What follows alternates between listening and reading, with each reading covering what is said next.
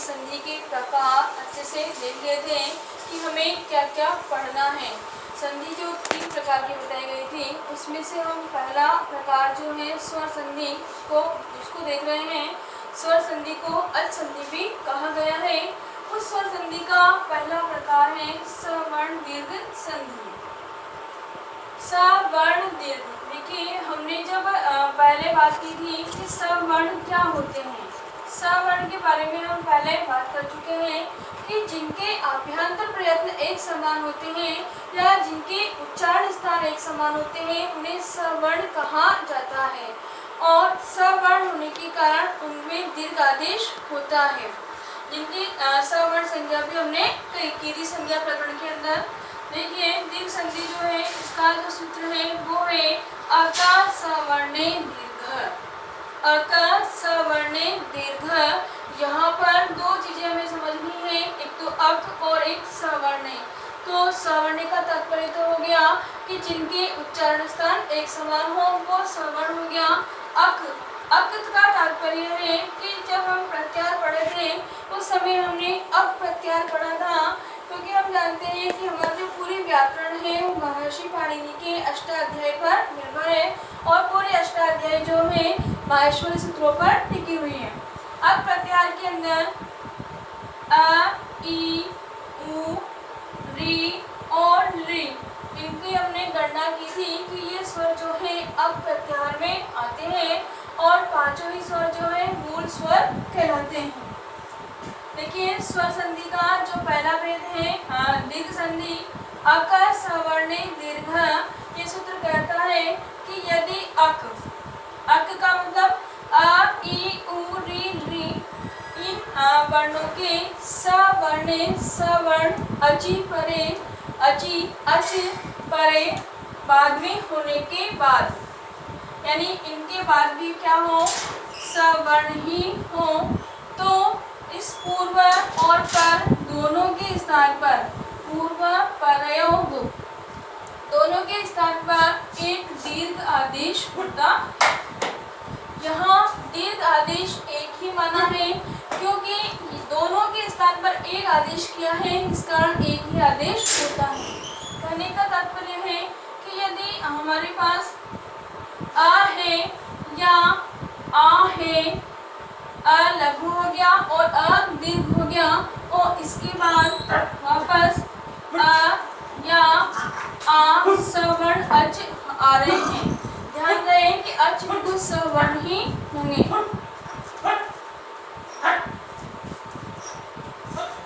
ये हमारा दीर्घ हो गया आ।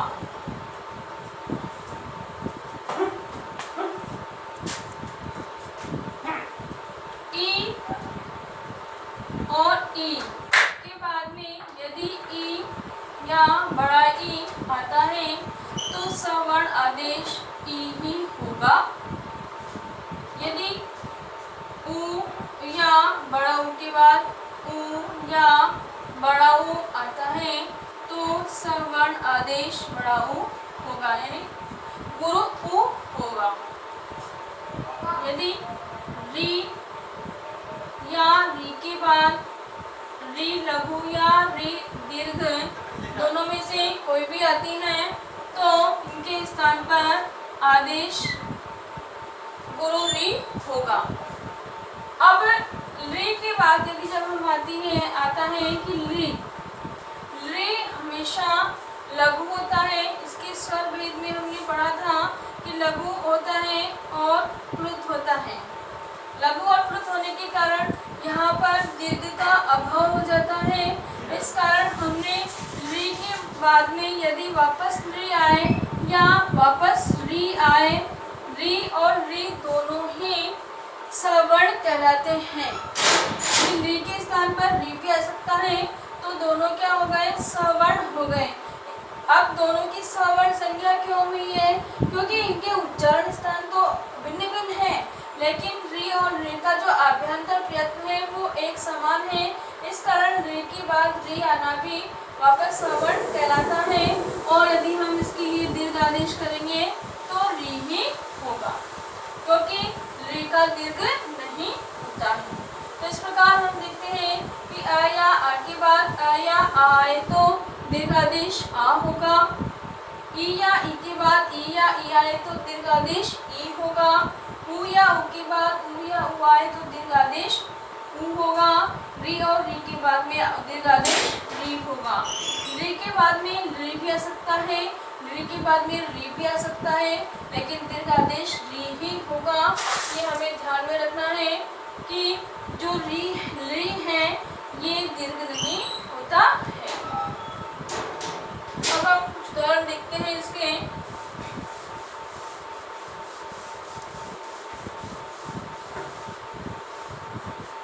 जैसे विद्या प्लस आलय, इसे हम स्टार्टिंग से देखते आ रहे हैं। यहाँ हमने देखा है कि आ है और यहाँ पर भी आ है। आ या आ आने के बाद दोनों के स्थान पर एक ही दीर्घ आदेश होगा और वो होगा आ, यानी कि यहाँ से आ निकलेगा और यहाँ से भी आ निकलेगा, तो बीच में आ गया और लय इस प्रकार बनेगा हमारा विद्यालय। इसी तरह हम हिमालय देखते हैं कि हिम प्लस आलय, यहाँ पे अ है और यहाँ पर आ है। इस अ और आ दोनों के स्थान पर एक दीर्घ आदेश आ होगा। किस सूत्र के द्वारा होगा? अ का सवर्णी दीर्घ सूत्र के द्वारा। तब हिम प्लस आ प्लस लय बराबर हिमालय रूप बनता है। इसी प्रकार जो पहले एग्जाम में आ चुका है उसको हम देखते हैं।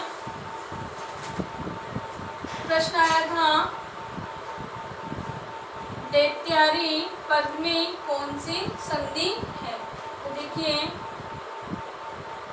दैत्य प्लस अरि, यहाँ पर आ है और यहाँ पर भी आ है, दोनों को मिलाया आ हुआ और आ होने के कारण दैत्य आ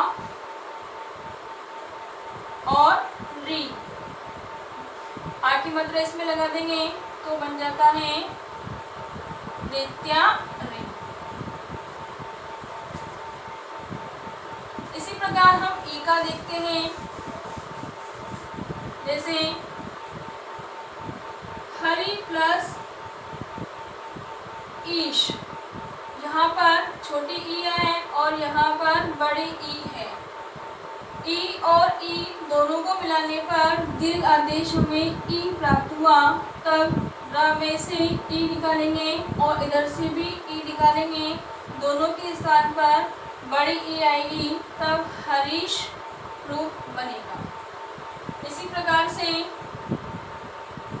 कवि प्लस इंद्र, यहाँ भी छोटी ई है और यहाँ भी छोटी ई है, लघु ई है, दोनों लघु ई है। इन दोनों लघु ई के स्थान पर यानी कि ई जो अच है उसके बाद सवर्ण अच विद्यमान है, क्योंकि दोनों ई का उच्चारण स्थान एक ही होता है, तो सवर्ण दीर्घादेश ई प्राप्त होगा। सवर्ण दीर्घादेश ई प्राप्त होने पर कविंद्र रूप बनता है। उसी प्रकार हम देखते हैं कि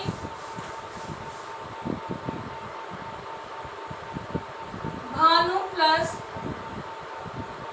उदय, यहाँ हमने देखा कि ऊ है और यहाँ पर भी ऊ है।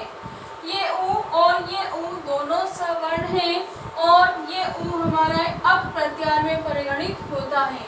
ध्यान रखना है, अप प्रत्याहार में अ, ई, उ, री और री पांचों ही स्वर अप प्रत्याहार में परिगणित होते हैं।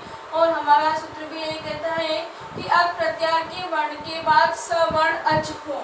तो यहाँ अप प्रत्याहार का वर्ण कौन सा हो गया? ऊ हो गया, और ऊ क्या हो गया? सवर्ण अच हो गया। तो पूर्व और पर दोनों के स्थान पर, पूर्व और पर इन दोनों के स्थान पर दीर्घ आदेश को प्राप्त हुआ। और दीर्घ आदेश को प्राप्त होने के बाद भानुदय रूप बनता है। तो इस प्रकार ये हमारी दीर्घ संधि हुई। अन्य उदाहरण भी हम इसमें प्रैक्टिस कर सकते हैं, जैसे होत्र प्लस ऋकार, यहाँ री है और यहाँ पर भी री है। री जो है अब प्रत्याहार में परिगणित होता है और पूर्व और पर दोनों के स्थान पर री आदेश होने के कारण होत्रकार रूप बनता है। तो ये हमारी दीर्घ संधि हुई। आप क्लास को आप अच्छे से देखिए। वीडियो को देखने के बाद लाइक और शेयर जरूर कीजिएगा। नेक्स्ट क्लास होगी हमारी अयादी संधि।